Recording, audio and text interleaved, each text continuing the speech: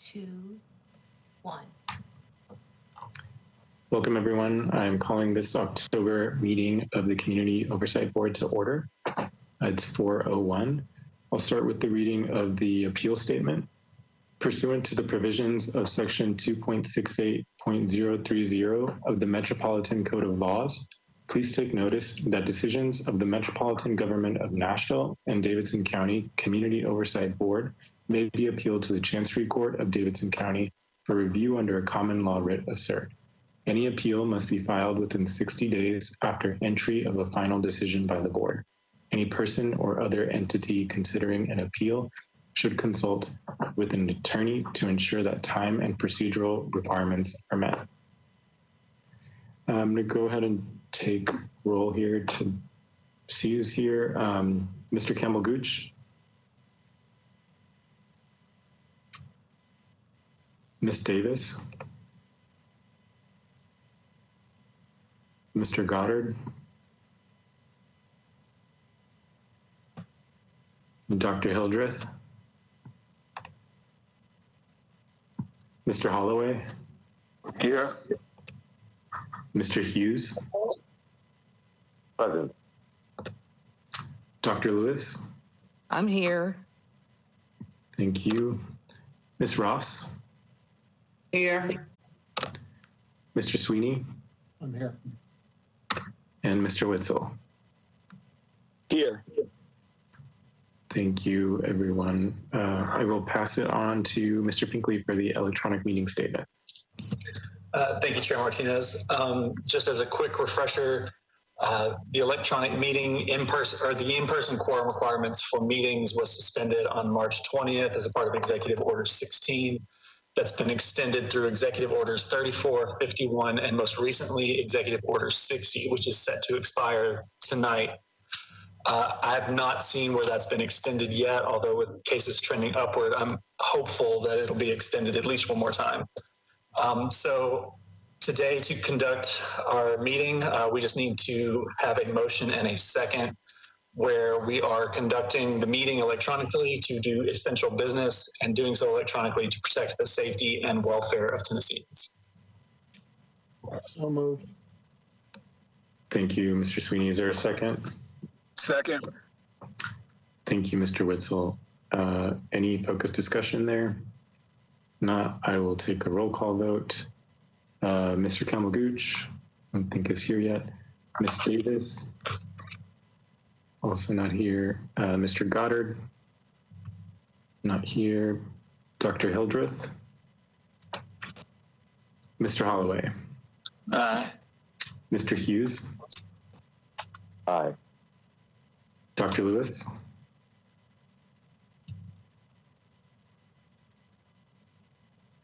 Dr. Lewis. Ms. Ross? You did. Sorry, I muted myself and I couldn't find the button. Yes, and also the governor has extended the executive order, I believe, until the end of the year, effective of his press release that he just had this afternoon. Oh, thank you, Dr. Lewis. And Ms. Ross? Yes. And Mr. Sweeney? Yes. And Mr. Witzel? Aye. All right, I vote aye as well. The motion passes. Next, we will move on to the approval of the minutes. Is there a motion to approve the minutes?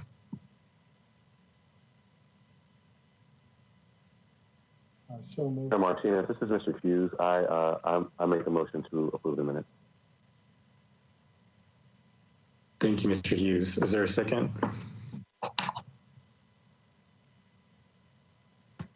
I second. Thank you, Ms. Ross. Any focused discussion on the minutes? Anything that you saw needed changing? If there's nothing, do a roll call vote again to approve the minutes. Mr. Campbell-Gooch, not here yet. Ms. Davis. Aye. Thank you, Ms. Davis. Mr. Goddard, not here. Dr. Hildreth.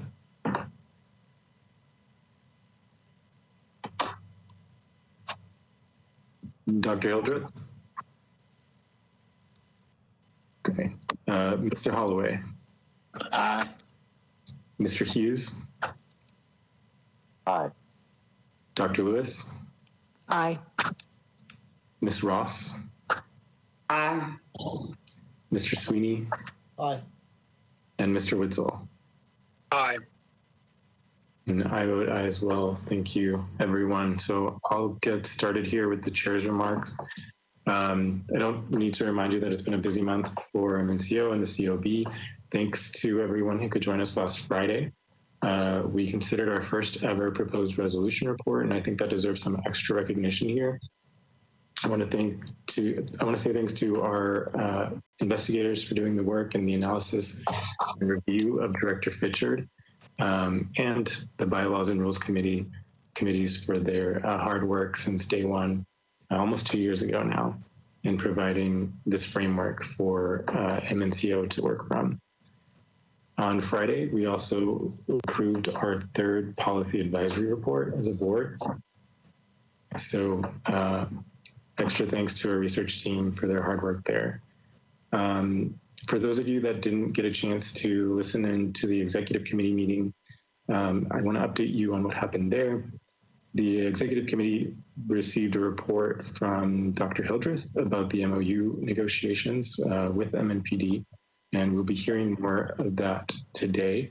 I don't think we've made significant progress since the executive committee meeting, but I know that the negotiations are still ongoing, and I'm hopeful that we can get it done before the end of the year. And thank you, Dr. Hildreth. I know we're asking a lot of you, so thank you so much for your time there. At the executive committee meeting, we also voted to approve an MOU involving the COB, the district attorney's office, and MNPD. You all received a copy of that at last month's meeting. Since the board voted last month to delegate the authority to approve this MOU to the executive committee, the executive committee voted to approve it. So we have signed the agreement, and I believe it's filed with Metro now. Again, I want to recognize Director Fitchard's work here in advocating on behalf of the MNCO and the COB to ensure that the COB has complete access to the records it needs to conduct its investigations on behalf of the people of Nashville.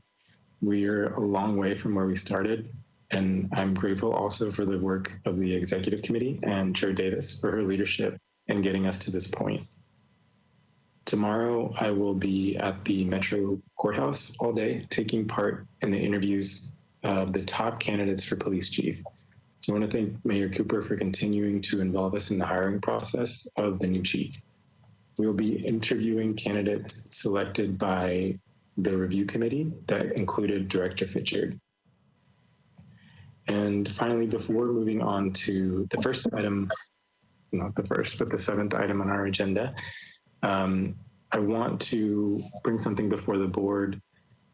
Earlier this month, the NAACP publicly called for the COB to look into a situation. However, the situation occurred prior to April 1st, 2019, which is the date that we set in our rules as the cutoff for investigations. I believe since the NAACP publicly called for us to weigh into the matter, that we should consider our options here, especially since we are limited, or the executive director is limited in by the April 1, 2019 cutoff date. I don't think it's appropriate for us to get into the specifics of the situation, especially if there's any alleged misconduct on behalf of an officer. However, in the case that it does not involve an allegation of misconduct, and rather is an ask for the COB to perhaps conduct an audit or an examination that could lead to a policy advisory report, we could also present that as an option to the NAACP. Does anyone have any thoughts about this?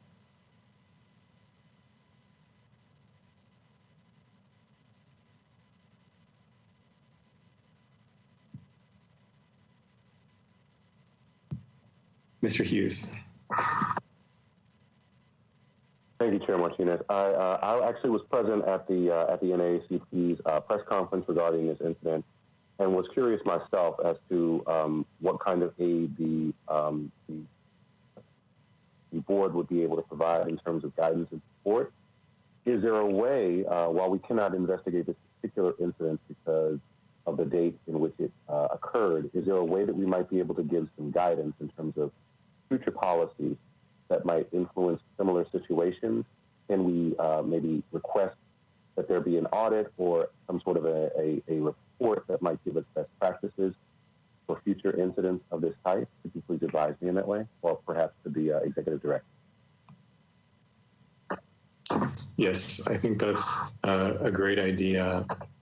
That way we're not kind of going against our bylaws, but still providing some type of service to community members who are asking for our assistance here. Ms. Ross? For clarifications, were they asking about the incident or were they asking about the hiring practice from the COB? My interpretation is it's the hiring practice, but as it relates to, we don't know if there could have been some type of misconduct that went on in the hiring process, and that's why I'm hesitant to talk about the specifics there. We don't know is the answer.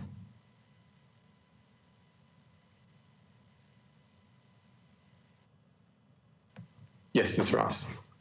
Do we know if the hiring practice was prior to the April 1st date?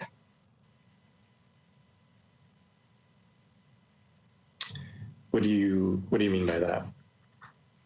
Okay, the incident you said happened prior to April 1st. If they're asking about the hiring practice, was that prior to the April 1st date?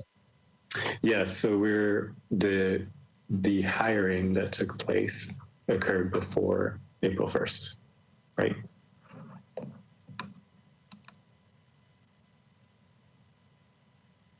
Mr. Sweeney.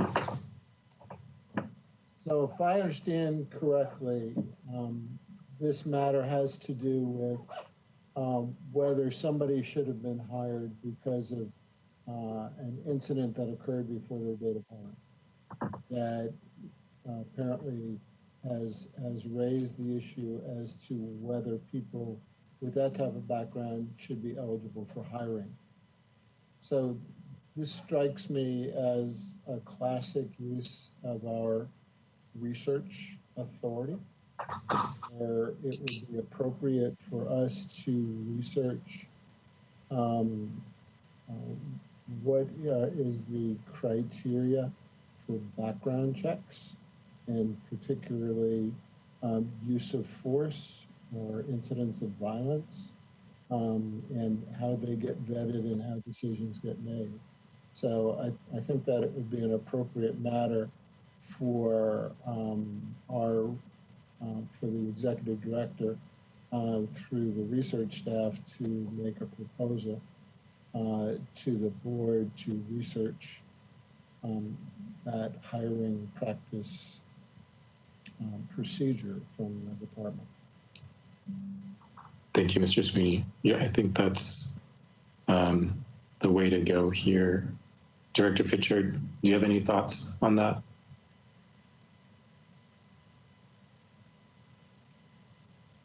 Yes, I think that that is the way that I think is the proper move for us. And talking to the research team, once we figure out how to move forward on the proposal, will definitely be the right direction. All right. I don't think we need a vote on this, since we may vote on it later when it comes to us in the form of a research proposal. I think, am I right there?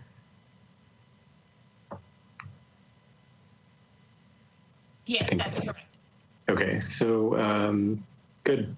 We can move on to number 7 on our agenda. Ms. Davis for the Mayor's Policing Policy Commission update.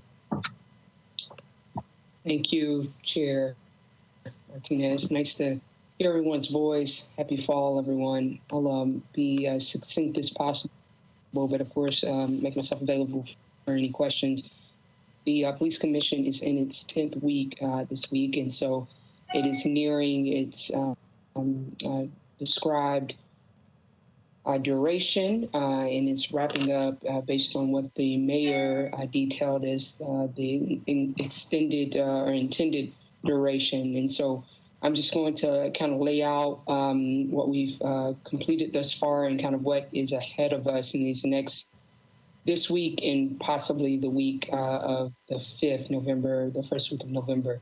So currently the committees are meeting. One has already met this week. The policy committee, the one that I'm on, and I believe workforce will meet tomorrow. That will be our 10th meeting this week. I believe workforces will be their 9th. Policy committee met a week before all of the other committees. And so technically it should be our last committee meeting, but we may meet an 11th meeting if we need to. And that really is based on if the need is there. We will let the work determine whether or not we keep meeting. Last week or 2 weeks ago, on October 14th, the co-chairs of the commission, which is Mayor Carl Dean and Dwight Lewis, a former reporter with the Tennessean, called an in-person meeting in the jury room at the courthouse, and their co-chairs, the chairs and the vice chairs and members of the data committee met in person for half a day to go over the preliminary recommendations of each of the committees. And so we went in with a long list of recommendations that were quite extensive. And I can just, of course, speak in length and exhaustively about policy committee. I can't speak a lot about the others. But in my space, we spoke about racial disparities, training, accreditation, discipline, use of force, de-escalation, excessive force, and then data. What does the data tell and what is the story being told there? And in each one of those spaces, we went in the weeds of saying, based on the testimony we've heard each week, and keep in mind, we've been meeting at a minimum of two hours, sometimes 2.5, 3 hours each week, hearing testimony and having conversations about what we're hearing from experts and from people with lived experiences. We are asking these questions and saying, what is currently not being funded, what money needs to be reallocated elsewhere, and what questions are not being asked currently. And now we're being asked to put these recommendations together. I can tell you, and I think you've heard me here as your colleague in this space as a COB member. I think I've come to you both kind of a little exasperated and saying, like, look, this is like trying to like swallow a whole pie whole a bit, and this is a big undertaking in 10 weeks' time. But the people on this commission have been nothing short of being really dedicated to doing their very best here. And I don't mean that in very small terms. I mean that truly, and they're working very hard. In the racial disparity space, there's been a lot of talk about the fact that there does need to be random audits of Mmpd records, including arrest reports, body dash cam footage, personnel files, racial and or economic bias, and factors in arrest. We've spoken a lot about no-knock and knock and announce and forced entry. A lot of conversation as it relates to what happened in EdShield. And I'll be very frank with you, we are not finished talking about that. We're going to spend a lot of time talking about that tomorrow night because we have not reached a consensus there.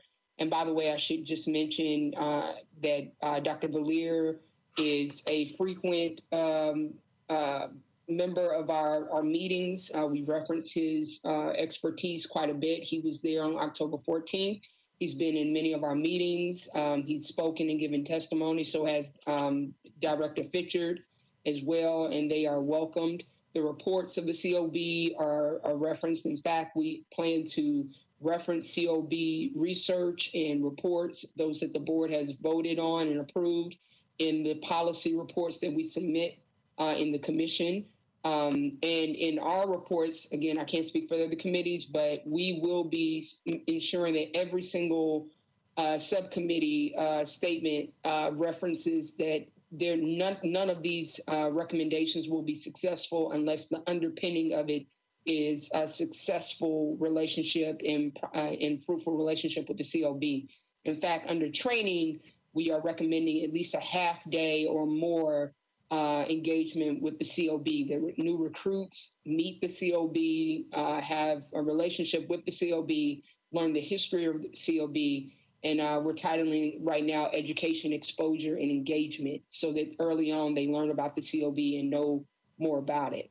And then so there's more around accreditation and discipline as well. And then just lastly, I'll just talk about this and I can wrap up here. There's something that we've been talking a lot about around like use of force, the continuum of force. And this is something that I did speak with Dr. Valier about just as I was coming onto this committee, but then also he's spoken with members of the committee as well and came and spoke with us. But we are trying to understand more and more around, the police presence and the fact that police want to both be a factor of positivity in the community, but also they are taught to use their presence as a factor of fear or to get you to comply. And so we will be taking a very serious look at whether or not it's possible to do both. I would argue that you can't. And so what does that mean to training and what overhaul should take place? And so you may have heard in some spaces that the commission was asked to submit questions that would be used in the finals of the finals of the chief of police. I want to be very clear. We were made aware of that about less than maybe 12 hours or so, and I may be generous with that, before the deadline of those questions were requested of us as a commission. And so we scrambled very quickly. I got with my committee, submitted it to them as their chair, and asked them to come through with questions so that I could pull them together and put them forward. I was very disappointed that we were not given more leeway and awareness of that. And I made it very clear that we're all, again, we are volunteering our time, so we need to be aware of this. And I felt that that was something that the commission should have been given more awareness of, because it's clear that the community is expecting the commission to have more awareness of that. But we did our very best. We did get, our committee got several questions in tied to these very same pillars. But overall, I do think that in the end, we will have a solid product. And just lastly, I'll just wrap up by saying that there are 4 pillars that we're focusing on, and we're kind of tying all the things, all of our recommendations to. These, and I don't have all 4 of them in here, but as far as our committee is racial disparities and culture and behavior, and there are 2 others, and I'm so sorry I don't have them right in front of me here. But all of them will tie back into how do we strengthen Mmpd to be community-oriented first and foremost. Naturally, there are a lot of people that would argue, well, they all are already, but I continue to push my committee to say, if there were no problems, none of us would be here. So let's not act as if we're just giving up our Thursday evening for nothing. There's work that clearly needs to be done. So I'll go on mute here if there are any questions. Thank you very much, Ms. Davis, for all the time you've been putting in to that commission. And are there any questions for Ms. Davis?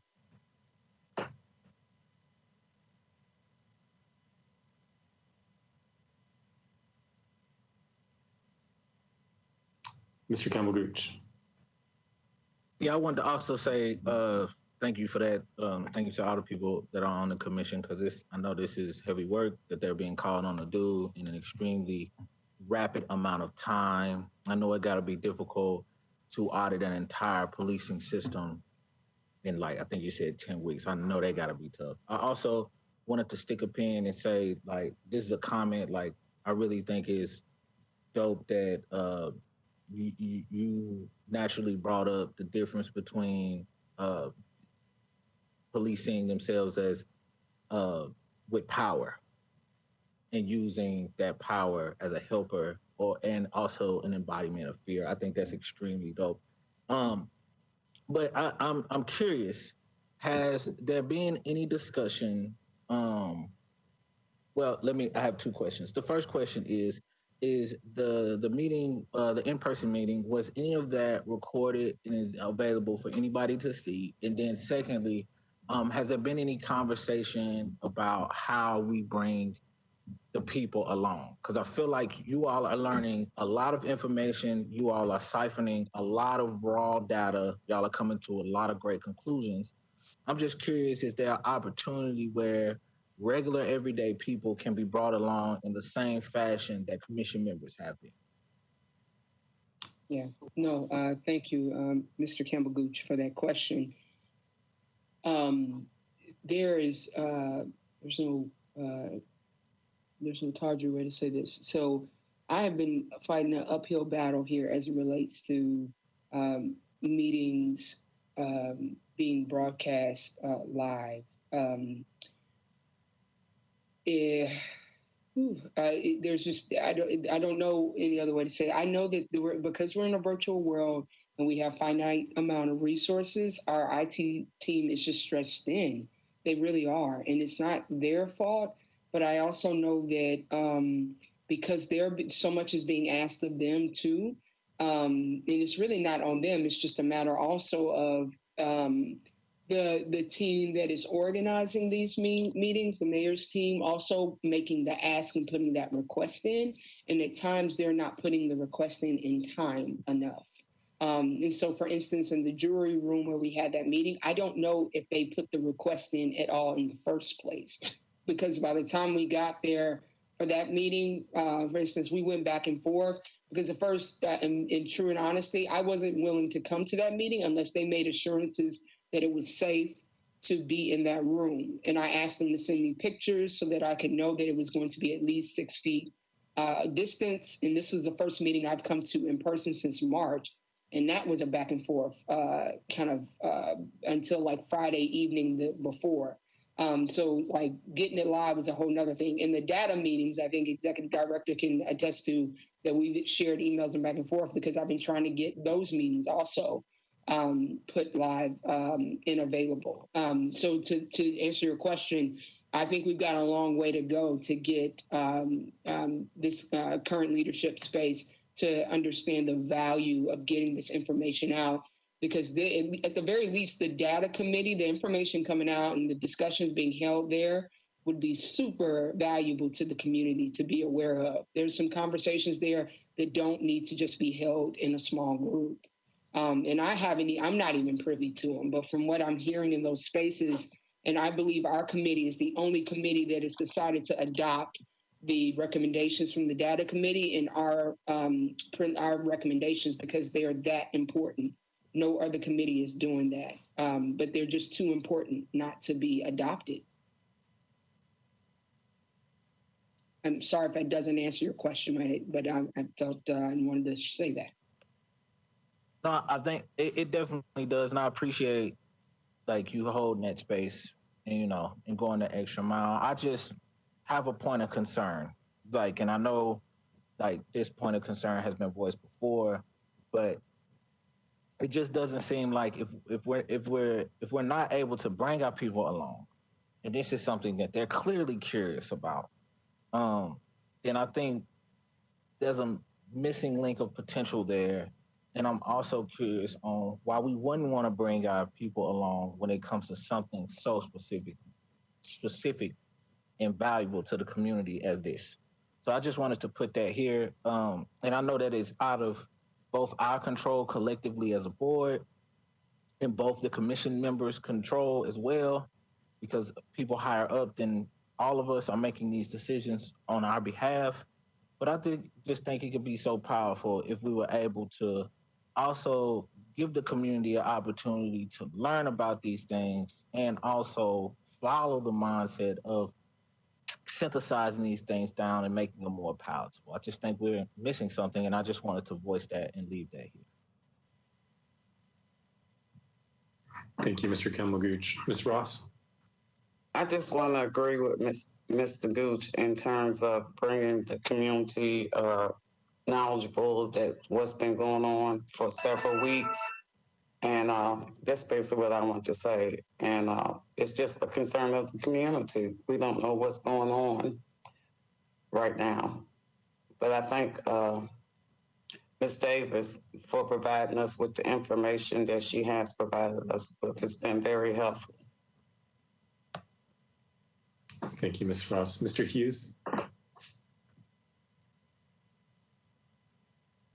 Thank you, Chair. I also wanted to reiterate and thank you once again to all of the board for giving their thoughts and concerns specifically around the issue of transparency to the community. I mean, I think it's important that we remember that part of the reason why this board was created was to create an element, opportunity, a vehicle by which we could communicate effectively with the community and make sure that they were aware of what is going on. And in this moment where we are making a very vital decision as it relates to public safety, I think it's critically important that we not only preserve this from posterity for those folks who are not able to be in the room, but that we make it as accessible as possible, that the information that's being shared about how this process is going forward, how the selections process for the new chief is going forward, the recommendations that are being made with regard to their safety, that they be privy to that information. And we don't want this to have any sort of appearance of lack of transparency, because that is running basically counter to the entire reason why the board was created and the hope that we had for these kinds of commissions in the first place. So I think both the members who had raised concerns about this particular issue and the reportage of what exactly has been transpiring and the efforts being made at greater transparency today. So thank you very much for the opportunity to share. Thank you, Mr. Hughes. Yes, Ms. Davis. Yes, Chair Martinez, just to piggyback a bit on what my colleagues are saying here. One thing I think I failed to mention here, look, we're going into the final phase here. This really is the fourth quarter of this. And for instance, tomorrow night, we'll take all of our recommendations and put them all together. What I will have no control over is what makes it into this final commission report. My team, our committee, will submit to the mayor's team what we have decided should be in this commission report. But then when they take it and put that commission report together, Mayor Dean, Mr. Lewis, they then put it together and submit it to the mayor, who then submits it to the public or council or whatever it is. What I'm interested in is ensuring, I want to figure out, is there anything that is missing, right? And the only way I can figure that out is if I get a copy of, and I can figure out what's missing from mine, you know what I mean, easily. But I know that I can ask for workforce in communities as well. But as a COB, we do owe it to the community to know what was missing and why it was left out. And whatever is missing or not decided to be included, there should be the question answered of why. And the question answered why, if it's financial, because there's been a lot of talk of, well, the budget and money. Well, if it's not now because of money and budget, then let's talk to the community about when, and let's be honest about when we can come back and do it later. Because the language of, and we talked about this honestly early on in our committee, the language of defund the police makes a lot of people's skin crawl, but that's likely because people don't understand what that language means. And we took the time to talk about the reallocation of funds and what that could mean and how that still supports police, whether it's to reallocate to support mental health services and the Cahoots model and the Memphis model. So I want to be very honest here that we may need to still be on our toes as a COB to support the things that don't make it into this commission report, so that the community is still well served here, even well after the commission report is published here. Thank you, Ms. Davis. Mr. Campbell-Gooch. Thank you for that, yo. Like you, I'm thinking, my mind's going 1,000 miles an hour. Um, I guess like what I'm curious on is just two things: how the report is going to be packaged, like, and I think you kind of like mentioned to that already, but I just want a direct answer to that. How is the report going to be packaged? And then two, I know we've been doing. I know the staff, Dr. Valier, and the rest of our research team has been crunching away at those numbers. So I'm also curious if there's a way we can maybe get access. I mean, maybe package those numbers where we can just fill in the total picture for community members. So that's my two questions. It's just what is going to be the format of the report, and then just to build expectation, and then two, what can we do uh, with the team that we have right now working on this? I can answer just quickly. I don't know 100%, and I welcome Dr. Valier if he might have an answer, or Executive Director Fitchard for that matter, of course. I can absolutely get an answer and succinctly answer it after tomorrow night's meeting when I'll have Ms. Cirillo and John Button and others on that line. But it's just not clear to me, other than the fact that I know that it has to go to Mayor Dean and Mr. Lewis for their final review and approval, and then it goes to Mayor Cooper. I know that that's the process, but Ms. Director Fitchard or Dr. Valier, do you know anything else?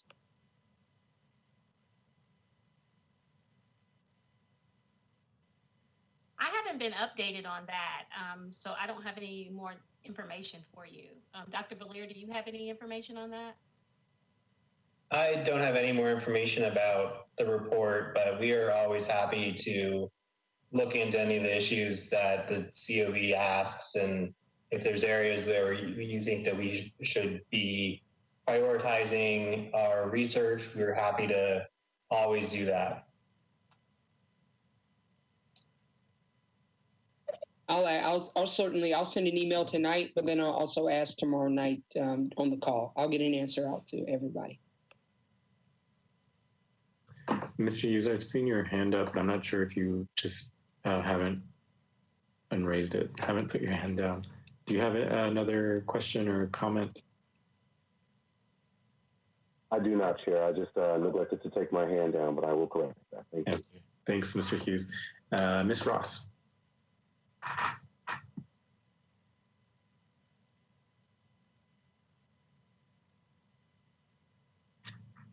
Okay, I'm curious, after the report is published, what would be left out the report that some people in the committees think that were important, and if possible, how could we obtain that information that was left out the report?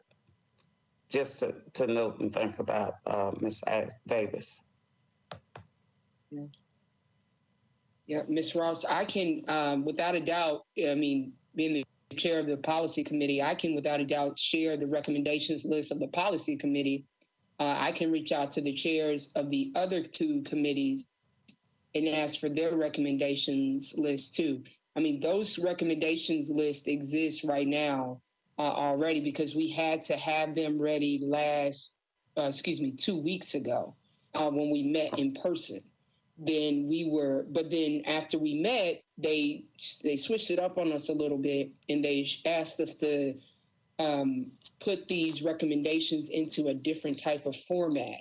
So that made us have to go back, and then they wanted a problem statement. So each recommendation has to fit. You have to answer the question, what problem is the recommendation solving, which is absolutely fine. If you're going to put a recommendation out, it should be solving a problem. And so we're just stepping back now, answering the question for each one of those. But that's just to say that it would just be at the discretion of that chair and that space. But I'm happy to make that ask of each one of the chairs and vice chairs. I can do that myself. Thank you, Ms. Davis. Mr. Campbell-Gooch. Yeah, I just wanted to get this on the record. I'm curious if we could do a public records request for some of this information. I don't think it falls. I don't think we can. But I'm just curious if that would be a direction.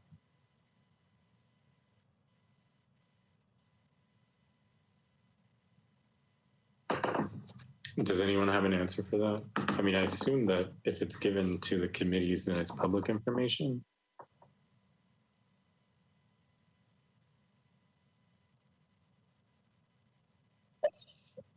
So I don't have a concrete answer for that off the top of my head. I would have to do a little bit of digging to see how the different commission and committees work in relation to the Open Records Act.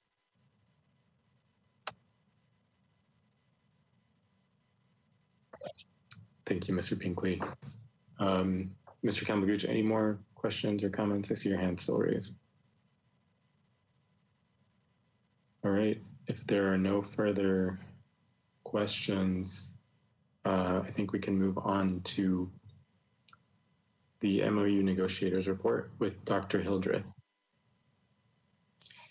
Thank you, Chair Martinez. Good afternoon, colleagues and members of the community. I'm just sitting here with deep gratitude to Member Davis for the work that you have done and for the theme that is running through both your report and our comments around transparency process, remembering to bring the public who brought us into this space into the rooms and where we're doing this work. And so my report is very brief, but it will perhaps be a little bit extended by this mindfulness that I see our public, even though none of us are on camera. I see those of you who have dialed in. I see those of you who are trying to catch the threads of sometimes complicated conversations. And I hope to paint a bit of a picture so that you too will understand exactly where we are with the Memorandum of Understanding.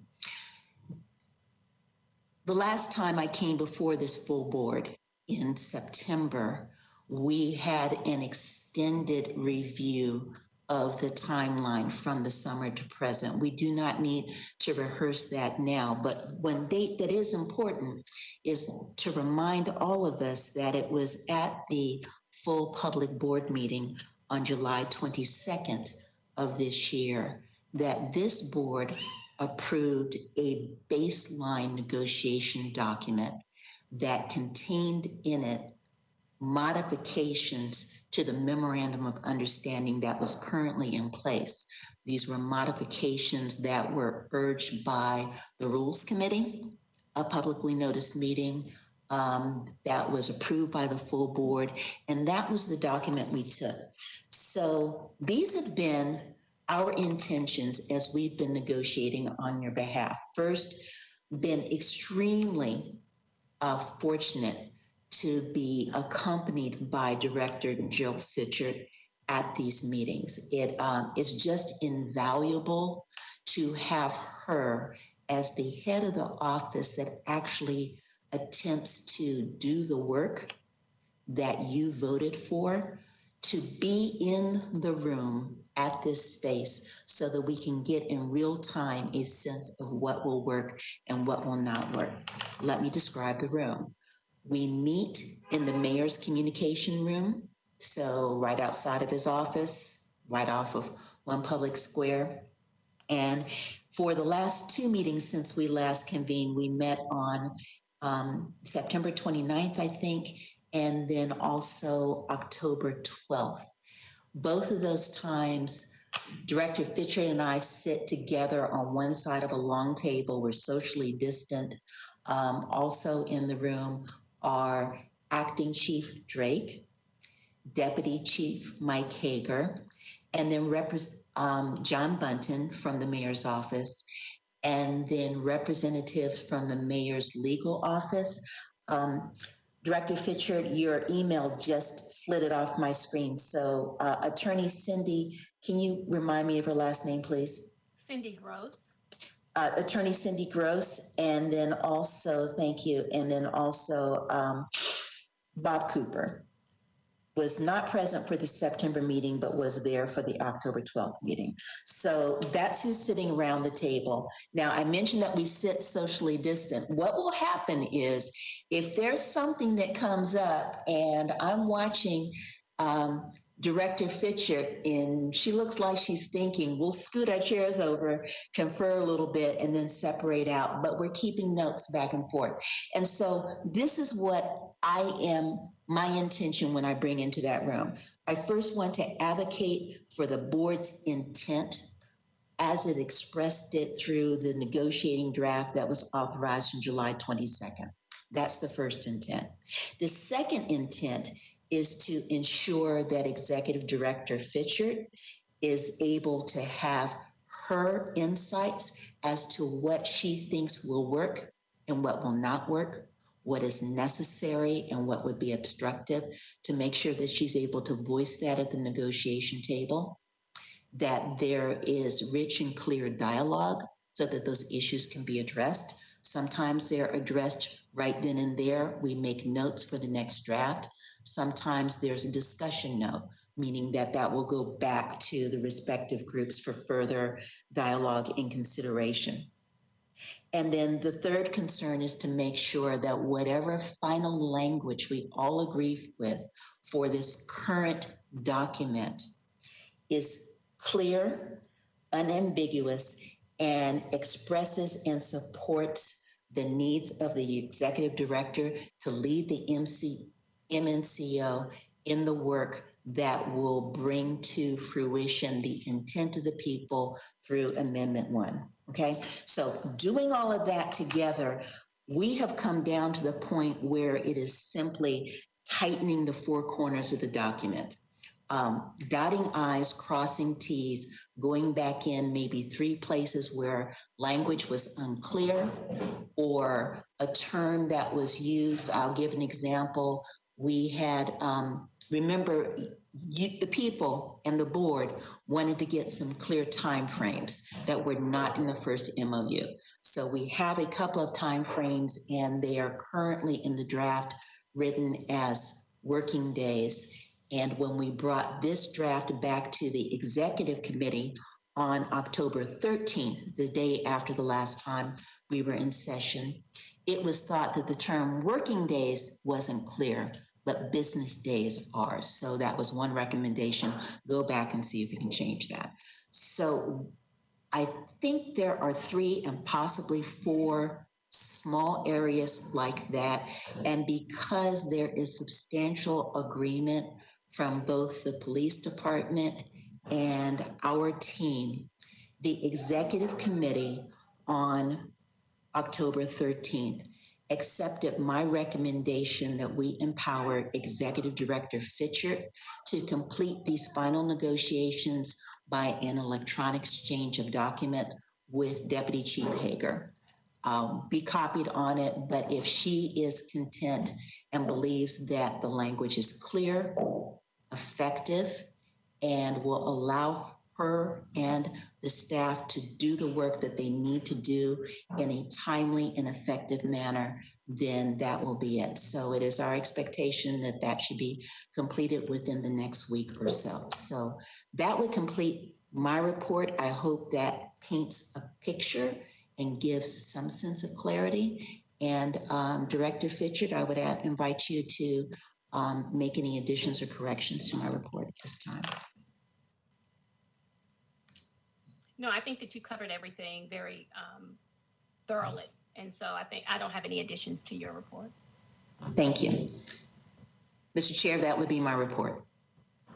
Thank you very much, Dr. Ellis, for that really informative report.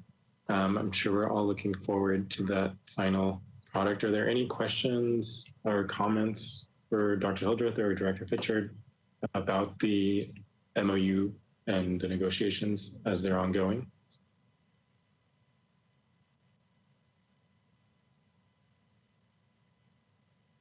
I do want to ask, the last time the board voted to delegate authority to the executive committee to approve the MOU, when it is done, if it's done, Should it be done by our next executive committee meeting? Do we still have that authorization, or do we have to vote again?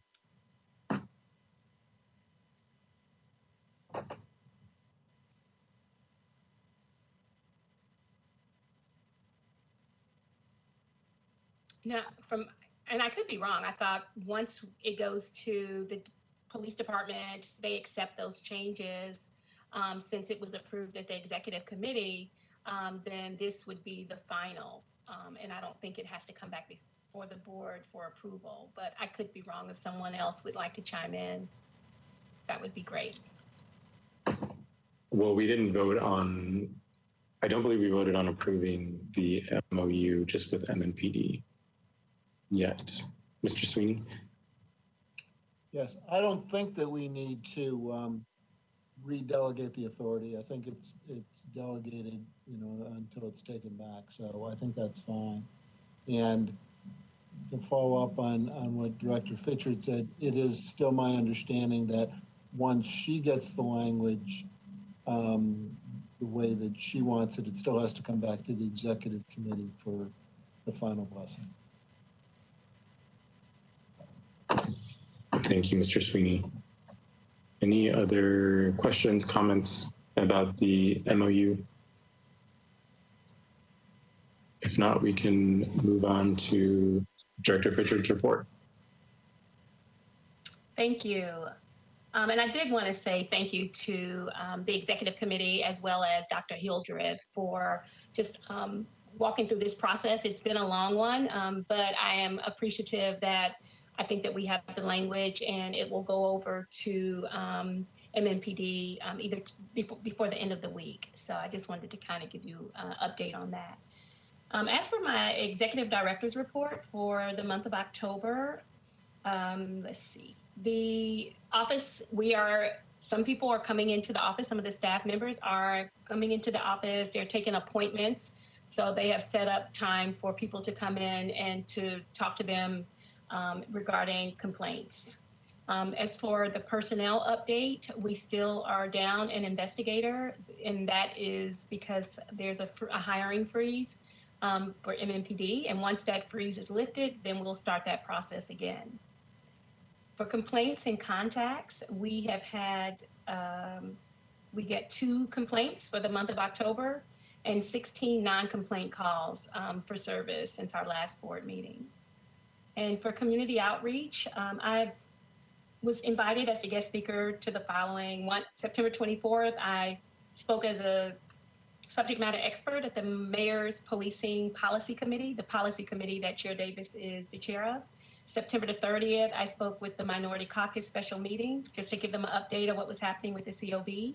October the 1st, I did the brown bag lunch for the Mayor's Policing Policy Committee. And then on October the 24th, I did the Vice Mayor Schumann's community conversations. We also had a community safety town hall meetings. You guys know about that from last month. And I just wanted to kind of give you the numbers. We had one on Monday, September the 21st, and also Monday, September the 28th. And out of those meetings, we engaged September the 21st was our 3rd town hall meeting. And we engaged with the Black, Hispanic, the youth, the LGBTQ, refugee, and immigrant communities. And we had 17 total comments, call in, and those that were written. And we also had people who were viewing, 7 call-in listeners and 90 live viewers. And on the meeting for Monday, September the 28th, we engaged faith leaders, senior citizens, formerly incarcerated, and residents who were experiencing homelessness or housing insecurity. And we had 23 total comments that were called in or written, 14 call-in listeners, and 70 live viewers. And it actually went really well. We kind of changed up the format. We had some guests, and that information is in our summary report. And so the research analysts, after those town hall meetings, they were able to gather all of that information from those 4 meetings and create a summary report for the community. And that report, once it was completed, was sent to the mayor, Metro Human Relations Commission, the Community Oversight Board members, as well as it's located on our website under documents, and it's on our social media platforms. I also wanted to update the board and the community, rather, that our COB policy advisory report for the use of force consent decrees was approved on Friday, October the 23rd, and it was sent to Acting Chief Drake with a cover letter from the board chair this week, and was sent also posted on Metro. It's going to be posted on metro.gov to be uploaded for the public to review. And so we just sent that. There was some hang up with the email, but we just sent that on Tuesday, yesterday. So moving right along. I was selected to be on the review panel for the hiring of the chief. That interview happened on Friday, October the 9th. And out of the 22 candidates that we had to choose from, we picked the top 5 candidates, and that process is underway. On Friday, October the 23rd, we did our first proposed resolution report. The board heard their first report. It was approved with a modification. The language change has been completed, and the PRR will go to the chief of police tomorrow or Friday for consideration. And since our last board meeting, I have received 2 investigation files that are ready for the final review. I will be working on those so that they can go forward for our next meeting in November. And hopefully I can get those prepared and get them posted within the time frame. And I also want to give you guys an update. At 3:35 p.m. today, I received an email from Captain Carlos Lara, who is the new Chief Diversity Officer for MMPD. He has been appointed to be our liaison, and he will be the main point of contact for the department and the chief. He states that he would like to attend. Hold on one second. He said he would be acting as the board's primary point of contact for the department and the chief. And with our approval, he would like to attend the board's meetings as a representative for the department, as well as available to address any issues or concerns the board may have regarding the department. Any issues that arise will be brought directly to the chief, and with his guidance, addressed appropriately and hopefully to the board's satisfaction. And so he said that the chief has expressed to me his respect for the board as an elected body and his desire to have a more harmonious working relationship with us. So that came in at 3:35 this evening. And I want to give you an update on the body cameras. So I received an email from Chief Hagar, and it's a little bit more it has a little bit more information than what I originally put in the report, so I'll modify my report. But they have completed the body-worn cameras and in-car camera deployments for traffic, the West Precinct, and the Special Response Team. Deployment and training to Juvenile Crime Task Force and East Precinct began this week, slightly ahead of schedule. Deployment to countywide motors is expected to occur the week of November the 9th.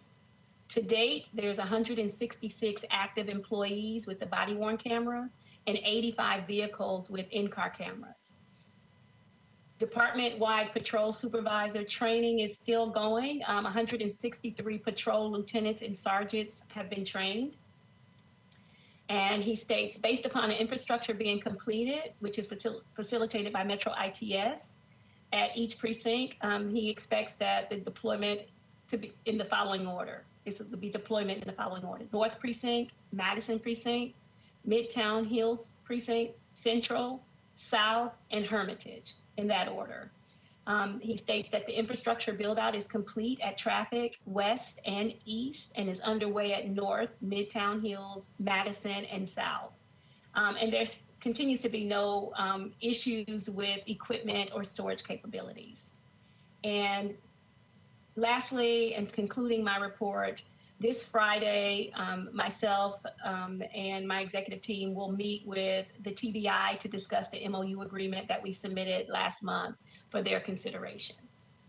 And so that concludes my report. Thank you. I'll take any questions. Thank you, Director Pritchard. Any questions coming up from the Executive Director's report.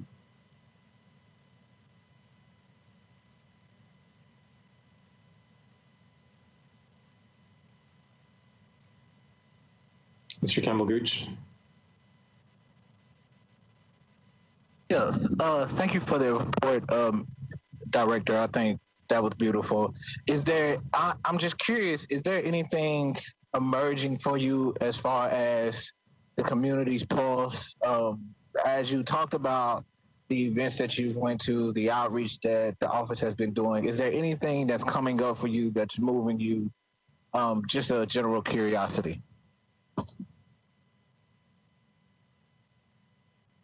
If I'm understanding your question right, your question, are you asking me if is the community engaging us, or what is your question specifically? So my question is just like, what's coming up from you? If it's anything you're hearing, you're constantly hearing, or just anything that you're hearing that's like sending up a signal. Just, you know, I just left it open in because I just wanted to hear you talk about like what's emerging for you, what are people saying to you, just general. Oh yeah, sure, absolutely. There's been a lot of talk around, you know, establishing some type of mental health assistance, you know, within the community, that they want the police department to really take note of, you know, the issues surrounding our community members who are experiencing mental health issues or crises, and their interactions with the police department. And so they were very concerned about, you know, like establishing some type of, whether it be some outreach, whether it be a model like Cahoots or something similar, or you know, I think that even in our report, in our consent, our use of force consent decree report, we even talk about the CIT. So I think that that's one of the reoccurring things, and people have been reaching out and talking to me about.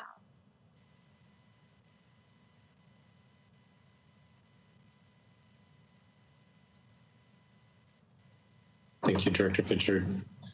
Any more questions for the Executive Director?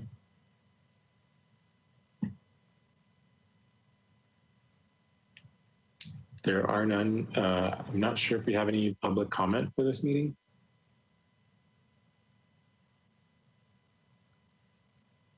No, we didn't have any public comment for this particular meeting. Okay. Oh, I did want to say one other thing. I did want to say that people are concerned about the hiring and the process of the chief of police and the transparency piece of it. So I'm hoping that that part will be considered. And I think that, you know, of course, I received a media release that says that they are going to be showing some interviews tomorrow around noon, and of the 5 applicants, the 5 candidates, and that would be it will be pre-recorded. These would be the questions that I guess the policy committee had, and I think that Member Davis might have mentioned that, but it is tomorrow at 12 noon. And I hope that everyone can tune in so that we can kind of get an idea of the questions that will be asked. And hopefully that some of those questions will be, the answers will help with the curiosity and the concern of the community. Thank you, Richard. Mr. Sweeney? Yes, Director Fitchard, can we use our community resources to get the word out about that, those interviews being available? Yeah, we can go ahead and put that up on our, I don't know exactly where it, so I received an email, so we can put that up on our social media platforms. I believe it's also on the mayor's webpage, but I did not see it on their socials. So I'll make certain that we get that word out. Yeah, I mean, as broadly as we can, through as many different ways as we can, so as to amplify from the mayor's office so that we can promote transparency. Absolutely. Thank you. Thank you, Mr. Sweeney. Dr. Hildreth? Thank you. I'm going to go out on a limb, and if this question or suggestion is out of order, I will rescind it. But I'm wondering if it would be appropriate before we close to ask board members if there are any questions that they would like to articulate here on the record that they hope are asked or considered of the 5 candidates. One of the reasons I ask that is today I have been contacted by 2 persons who may have an opportunity to pose questions, and they're saying, they're asking me, what do you think? And I really want to know, what does our board think, particularly, as I always say, those board members who directly represent the public. So that's my wondering out loud. Thank you, Dr. Hildreth. I think we can discuss that. Mr. Hughes? Thank you, Chair. I'll be brief. I specifically wanted to give voice to the community concern that I've heard re-articulated several times, that we want to make sure that we're not starting over from ground zero with this new chief. We want there to be a focus on 21st century policing measures and reforms. But specifically here in the city of Nashville, the hope is that, at least that I've been hearing multiple times, is that the new chief will have some familiarity with some of the groundwork that's been laid specifically from some of the grassroots organizations. And I'm speaking particularly here about the work of Gideon's Army and the Driving While Black report. The hope is that the new chief will have some familiarity with the recommendations from that report, and will have some sort of preparation about how it is that they might address those concerns, rather than being kind of starting from a slate that is clear. And so that's been kind of a hope that I wanted to articulate and to express, that has come up multiple times in conversations with members of the community from the standpoint of grassroots organizations and their influence, their recommendations for what the next chief of police's priorities will be. Thank you so much for allowing me to share. I have, Mr. Officer Holloway, I have one comment to make, if I may. Yes, Mr. Holloway, go ahead. In considering chief to command the city out of the 5, we need to look at one will be the hiring process is broken, and this has been broken for years. As when we went to the academy for the class at the police academy, you can look and see the pictures on the wall of the different people in the class that graduated from each class, and it lets you know what's going on, but people don't pay attention to it. You know, I saw some of the people that were in the class with, I guess they didn't realize, or didn't think, it didn't bother them what they saw, but it bothered me because when you got a whole class that graduated with all white and no blacks, that's a problem. It doesn't reflect the community. So we need a chief that's going to fix that problem. You know, I think the NAACP touched on about wondering about some guy not being hired. You know, it happens all the time. So we need somebody to fix the problem, and we don't need to be dodging. Thank you, Mr. Holloway. Mr. Campbell-Gooch. Yes, thank you, Board Member Hildreth, for posing this. In full transparency, I was participating in a panel for the IMF where we were supposed to be asking the interim chief questions with the same idea that you have proposed here. And this was my question. Seeing the current climate that we are in, and knowing that violence or crime is connected to a community need, do you believe in fully funded schools? Do you believe in good paying jobs? And how much of your budget are you willing to sacrifice to get those things done? Because we also know that we as a city, a state, and a nation have poured tremendous amount of resources into police in cages. And as we know locally, if policing was the end all be all to public safety, 37208 would be the safest and wealthiest place in the country. So since we know that it's not true, what are you willing to try and what are you willing to support that is civilian-led and invest in from your budget?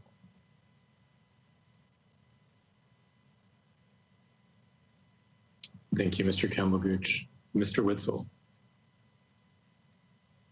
Yes, thank you. One thing that I would like to know is if each candidate could answer a specific, could speak to a specific issue that needs improvement with the police department and how they would go about making that improvement. So speaking not in generalities, but about one specific issue.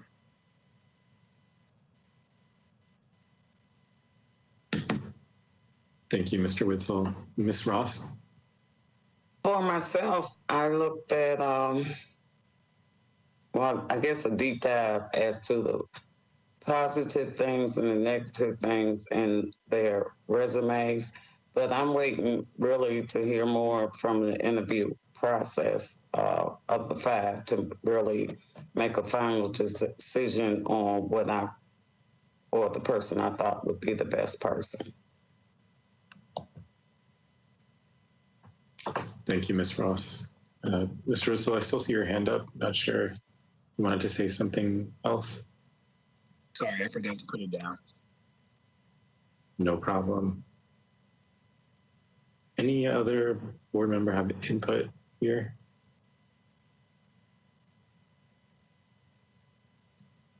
I will definitely take that into consideration as I am there tomorrow to meet all of the candidates.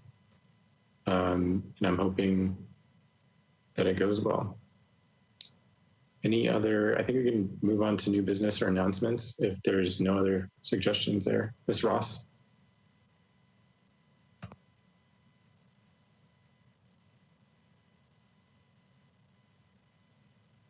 Ms. Ross? Yes, are we on new business?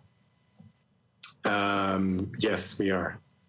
Okay, mine's maybe old business, but I think a couple of months ago we talked about MOUs with other departments, and we were supposed to get some information on that. And as of today, I don't think I got any information, so I'm not sure if anybody else received any information. And number 2, since we're in a new normal and there won't be many community meetings, I would like the staff, particularly the community liaison, and I'm interested in working with her in terms of reaching out to community organizations and even the Metro Council districts through maybe attending some of their Zoom meetings to inform the community as to the work that the staff does. Thank you for volunteering that, Ms. Ross. I'm sure Renzi can be in touch with you. Regarding your first question, MOUs with which departments were you speaking of? That are under, say like Vanderbilt has an MOU with the Metro Police Department. Well, there are other agencies that also they're sanctioned by the Metro Police Department. Right. So do we have, the question is, have we found out if there are other agencies that Mmpd has an MOU with similar to that of Vanderbilt? Yes, and I think they were going to provide us the MOUs, a copy of the MOUs. Director Fisher, do you have any input for that one? Yeah, we have several copies of the MOUs. Todd, I'm sorry, Mr. Pinkley, can you talk about the ones that we have? I know we have one with, with 3 or 4 agencies. I'm gonna let Mr. Pinkley answer that. He keeps track of those.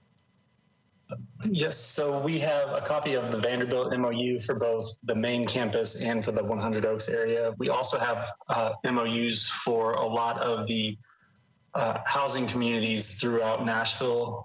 I can have those sent out as soon as we wrap up here.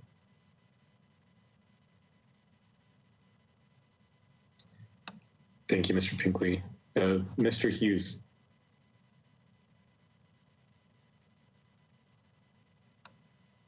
Yes, thank you, Chair. Thank you so much. I just wanted to make a reminder. We're down to the wire in terms of voter participation. Tomorrow is the final day to vote early in the city of Nashville, and so just wanted to remind folks who might be listening in and those of you who have not yet availed yourself of the opportunity.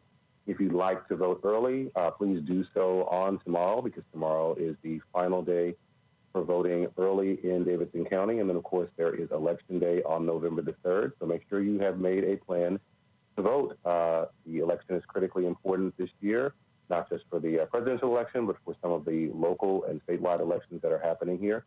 And so I just encourage everybody who has not yet made their way out to the polls to do so either early on tomorrow or on November the 3rd for Election Day. Act your patience, because the lines may be long. Thank you for the reminder, Mr. Hughes. Very important. Mr. Sweeney? Yes. To follow up on the discussion about the MOUs, maybe Mr. Pinkley can help us with this. Do each of the other police departments here in the county have an MOU with Metro? And if so, can we get that? Does the Airport Authority have an MOU with Metro, and can we get that? And do any of the other universities other than Vanderbilt have an MOU, and can we get those? So I can answer some of those. I have not seen an MOU with the Airport Authority, although the other police departments in the area do have MOUs. I will include that with the email that I send out after we're done here. And then the only other university that I'm aware of that does not have an MOU is Tennessee State. Apparently uses state officers as their policing force, and I don't think that they use Mmpd for responding to any incidents on Tennessee State. But I will confirm that again with their general counsel. And then I don't have anything as far as the community colleges in the area about whether or not they have an MOU with the police department, but I will check with the clerk first thing in the morning. And can you check on the Airport Authority too? Absolutely. Thank you. Thank you, Mr. Sweeney. Thank you, Mr. Pinkley. Mr. Campbell-Gooch. Yeah, I don't have a announcement, but I do have a comment, and the comment is just how I'm feeling. You know, I'm deeply humbled and grateful to be here, existing in this time with the people on this call. I think we are doing the work of the people. I think we are changing the temperature and the tone of Nashville, just being able to work in unity and in solidarity, marching towards what we all want to see, a safer community. So I just wanted to hold that space here and say, like, I really appreciate everyone on this call, their hard work, and I'm really excited to be in this time of revolutionary potential with everyone that is here today. Thank you so much, Mr. Campbell-Gooch. Any other new business or announcements? If not, we can adjourn a whole 40 minutes early if we were supposed to do a 2-hour meeting. And I'll take a motion to adjourn. This is Timothy Hughes. I move that we adjourn the meeting. Thank you, Mr. Hughes. Is there a second? Okay. Was that Mr. Witzel?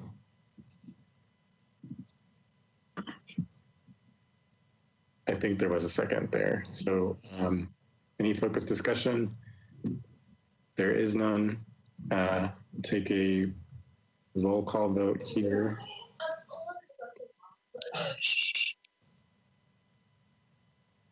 I'm going to go through my list here. Dr. Lewis? Aye. Ms. Ross?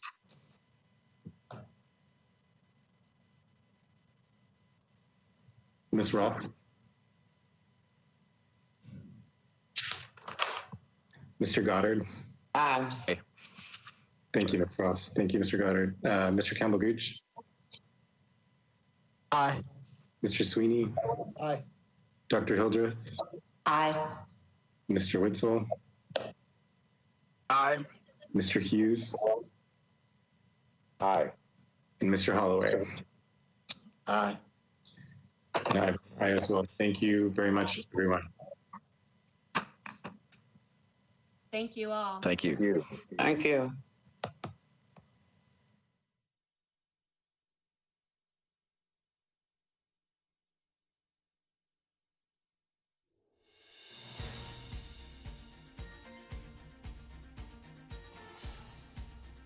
This has been a service of the Metro Nashville Network.